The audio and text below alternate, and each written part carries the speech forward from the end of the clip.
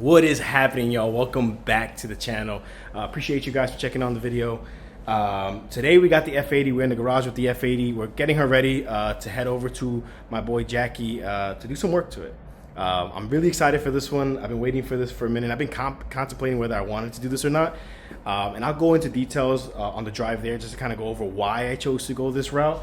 But honestly, I think it's going to be good. I've kept this car the same as far as the drive line and how it drives, the same for about two or 3 years now. Obviously, I want to switch it up a little bit just to kind of get a feel for what's out there. And I'll show you the mods, what we're going to get into today. This is number one. Oh man, I just can't, man. Look at this beauty. Look at this beauty. Yes, I know it looks like, you know what, but it's functional. It looks good. This shifter here is from RTD. It's the extended version, so it's the race version. Currently, right now, I do have an Auto Solutions short shifter in the car. Love the Auto Solutions short shifter. No complaints, in my opinion. But I'm looking to switch it up, like I said, and I want something a little bit more aggressive with the current clutch setup that I have. Again, I'll explain more in detail on the drive there, but the superstar of the video today is going to be this right here, which is the PowerFlex Diff dual mount bushing kit, whatever the hell you want to call it. It's the rear diff mount. For those that know, the F80 has, unfortunately, a single mount setup on the rear diff, causing a lot of slack in the rear end, especially when you're making the power levels that I'm making on the F80. You feel it. You do feel the movement in the drivetrain that I'm hoping that this fixes. I'm assuming it's going to fix, and some noises here and there that I get, and the wheel hop. Definitely the wheel hop. I'm looking to kind of address that. Obviously, with stickier tires, the weather's getting nicer. I want to be able to shift quickly. I want to be able to drive the car a little bit more spirited, a little bit more aggressive. Honestly, I think this car deserves it. I baby her a lot, but I'm gonna have fun. I'm gonna have some fun with her this summer. So I'm gonna get you guys set up in the car. We'll on the drive there. We'll talk a little bit about what's gonna happen next, and we'll see what we get into. On this car is trash. The OEM short shifter is very rubbery. Doesn't feel very confident, inspiring when getting in gear. This one, you definitely have a lot of feedback. Definitely makes it a lot notchier, I would tell you that. But part of that on my end, the reason for the notchiness, I blame it on the clutch. I do have an aftermarket spec clutch, and since installing that clutch, I've always, honestly, I'm not a huge fan of the clutch. Definitely something that I will consider probably in the future upgrading and switching to a dual mass flywheel.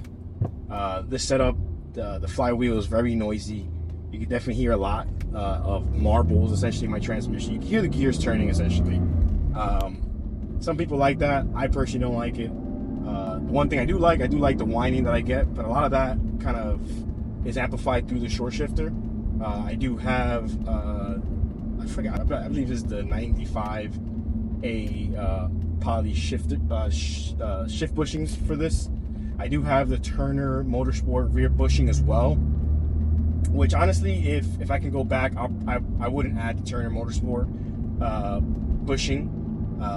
All they did really for me is it definitely added a little bit more feedback on the shifter, but it did amplify the sound a lot more. Again, it really depends on your taste. I don't like it as much. As far as the whining sound, I enjoy. It's really the marbles sound that you get from the flywheel that I'm not a fan of. So when looking into the RTD short shifter, I see a lot of guys. Obviously, F80's manuals are pretty rare, but those that actually go fast, they run those shifters. And again, I'm not trying to break, world record here with this car. This car is just a fun car for me to have fun on the weekends. But look, if I can shift quicker, I think that's one of the drawbacks you have from the shifter from this car is, it's tough to get in and out of gear sometimes, especially that one to second gear shift. It's horrible. I think anybody would tell you that this car does not like to go from first to second gear relatively quickly. You definitely have to pause, or if not, you're gonna miss that gear, or it just feels like you have to force it in. With the RTD short shifter, I think it's gonna, being that it's the race version, it's gonna have enough leverage for me to get in and out of gear a lot quicker. And I did test that theory out. I do have these adapter kits that I got from racing, the shift knob company, and just adding this little bit of leverage helps tremendously. So I think the RTD, in my opinion, is going to be a good fit for this car. And on top of that, the RTD short shifter is a chassis mounted short shifter.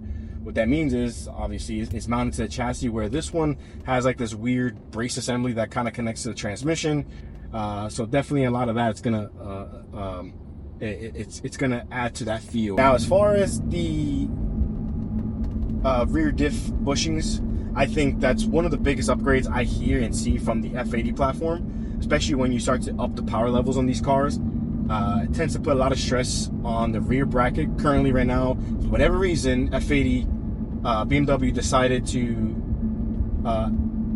essentially on the subframe, there is a hole for a secondary bushing to be added. For some reason, they decided not to, but people in the aftermarket decided to create a bracket to basically insert another bushing to allow more stability on the rear end.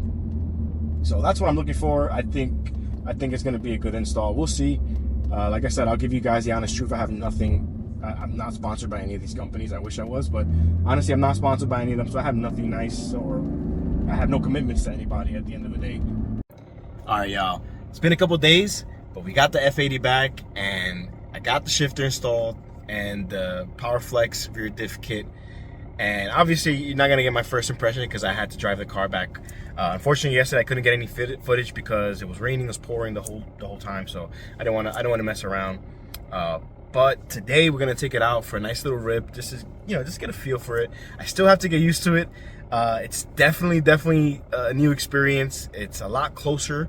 The gates feel a lot closer, and obviously the increase in height, it's definitely something to get used to. But I think honestly, after a while, if you're interested in getting one of these, I think you should probably consider it. My drawback for me, I have a spec clutch on my car, so it does make things a little bit more complicated. But I think it's all good, to be truly honest. It's a great addition. Enough looking at me. Let me show the shifter. So here's the shifter. So as you can see, I did go with the race mode, the race version. As you can see, the mini version is I think it's 300 millimeters from the tunnel. This one is approximately 360. So I would say the mini is pretty much about, I would say, that height. And honestly, just the reviews that I've seen and the videos I've seen of the mini one, it seemed a lot more notchier just because you're shorter, and with this one you get the leverage. But yeah, I'll just show you. I'll go through the gears just like I did in the other one, just to compare it. So first gear, and as you can see, it is loud. So if you don't like the additional NVH, you're definitely gonna get the clunking that you're hearing from first to second gear. I like it. My wife hates it, but I like it. I think it makes you feel like you're in gear. It makes you feel like you're doing something, So that's first gear, second gear, third, fourth, fifth, and sixth. And then if you just push it in, it snaps right into neutral. So, I mean, if you're interested, I would definitely consider getting one, especially if you're trying to go for, maximum shift speed and just aggression. It feels so mechanical. Yeah, so the sound, you're definitely gonna have to get used to that, but boy, I like it. As you can see, look how tight that thing is. All right, well, I'm gonna set you guys up. We're gonna go for a rip. I'm gonna get some gas first because I just filled up on some E85 and I gotta mix the blend to get a nice little E50. And let's see where we go from here. You do hear a lot of the jittering in the tranny, but nothing that I'm not essentially used to, since even with the auto solution short shifter.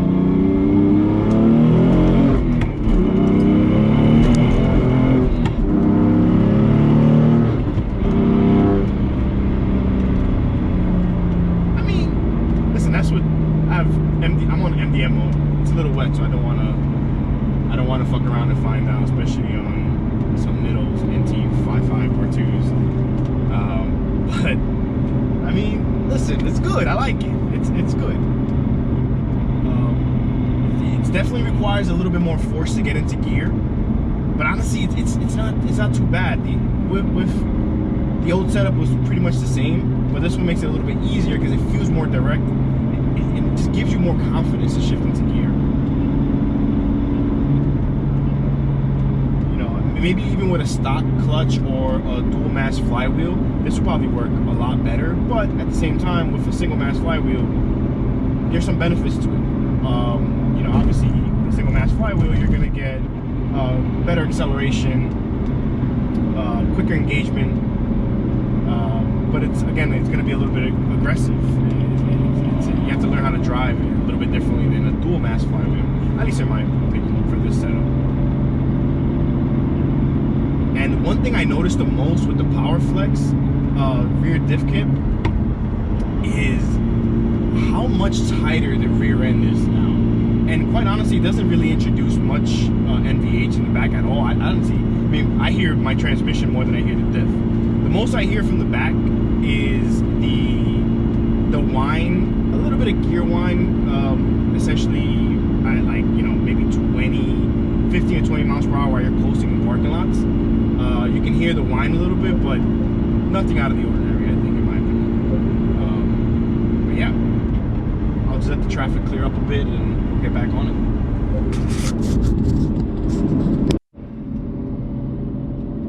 it. Yeah, just to give you guys a glimpse of how bad the vibration is. Now, obviously, you're not going to be driving the car like this often, but I'm in 5th gear right now, and I'm going to give it a little bit of throttle. I'm going to see if you guys can hear it.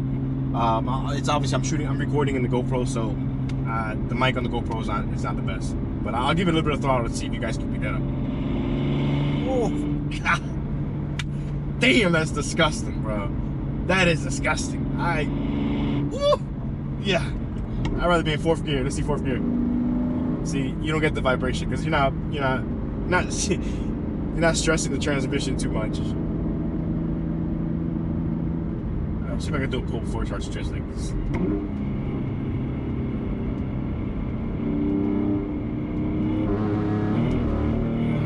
Yeah.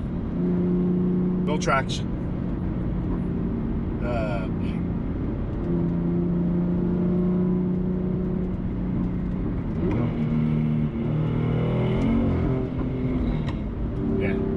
I'm not gonna find out today. I'm definitely not gonna find out today. I'll let it dry up a bit, and I'll probably the range should pass in about I would say 30 minutes to an hour. For you guys, it will be nothing, but for me, unfortunately, I would have to wait. So once we tune back in and it's a little drier, then we'll do some pulls and kind of give you guys like this. But honestly, as of right now, I'm enjoying it. It's definitely something I need to get used to. But it's definitely for a race car. I mean, it makes the car feel like a race car. You feel really engaged, and honestly, the one thing that I'm missing, the one thing that I think I'm missing that I would love so bad is flat foot shifting. If I had flat foot shifting on this car, I mean, I'll be running 60 to 130 is a lot better than what I am currently running right now. But I'm tuned on Boot Mod 3, so unfortunately they don't offer it. I might be considering switching over to MHD at one point. Boot Mod says that they are coming out with their iteration of no lift shift, but honestly, it's been quite some time, and they're focusing on other projects. And believe me, I understand, because they need to appease the S55, the S58 owners and the B58 guys. So they're focusing mainly on improving their platform versus the older S55 or N55 platform. So it is what it is.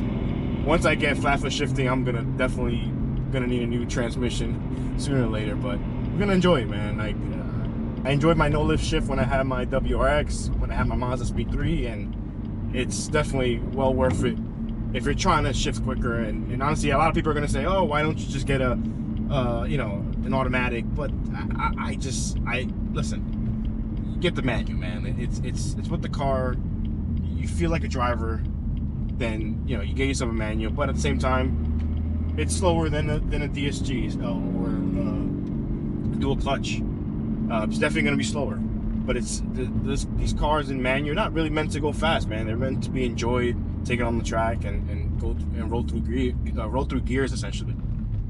So it is what it is. But we'll tune back in once the road dries up, and we'll see if I get some footage.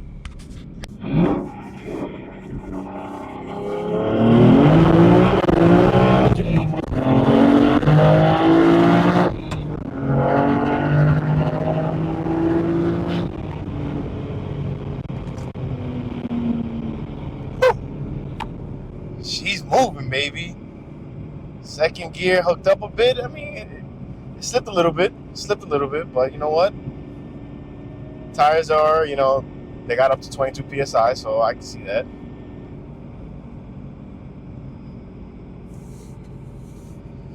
Let's check and see if I was recording. Check out my heart rate going. That felt good. That did feel good, man. I tell you.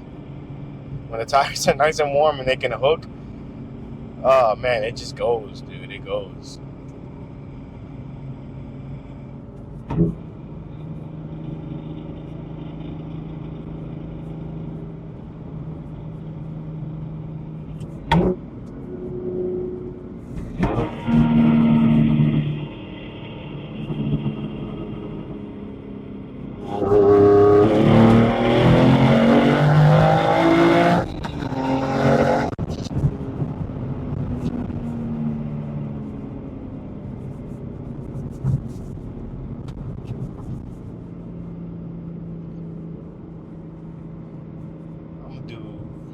I'm gonna do a few logs. That felt a little off. Third gear felt a little off. I'm gonna do a few logs for my tuner.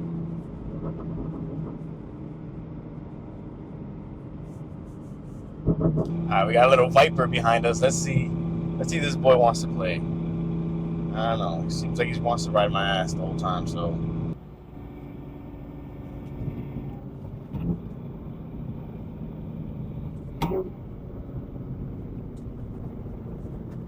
Let's do some runs.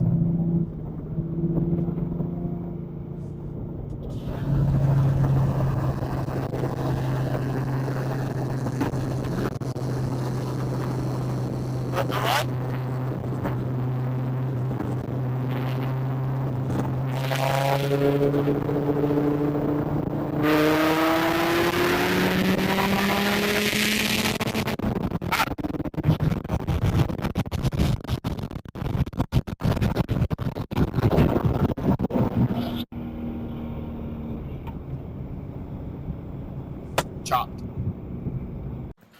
All right, y'all, we are back in the garage, and boy, that was fun.